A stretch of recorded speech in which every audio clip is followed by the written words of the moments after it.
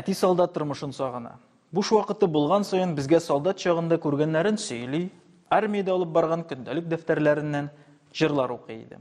Үзе солдат вакытын сагына, ә үзе солдат булып хезмәт иткәндә туган ягын сагынган. Белмәссең.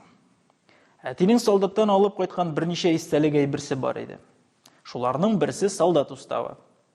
Подробная программа обучения молодых солдат пехоты диелгән. Бу китапка патша нәселенә исәнлек теләп дугалар, гарнизон хезмәте, эчке хезмәт, строй әзерлеге, политик әзерлек буенча главалар теркәлгән. Уставны Киев хәрби округы командующие приказы буенча төзегәннәр.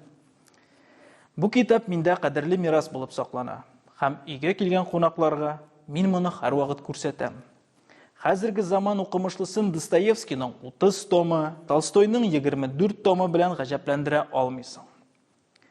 Мин шуны аңлап бераз гына хәйләлим. Теге уставны тотырам. Ә анда мондый сүзләр бар. Получать водку в казенных винных лавках можешь только по записке своего ротного командира с приложением печати. Он же определяет место, куда можно приносить и где пить спиртные напитки. Полезно сказать молодому солдату, что водка к греху ведет.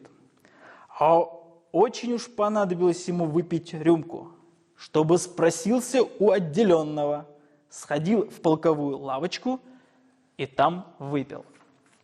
Кстати, будет разъяснить ему, что в полковой лавочке за 4-5 копеек 2 человека напьются вдоволь чаю и съедят по полбулки, тогда как за те же деньги они могут выпить по рюмке водки без закуски.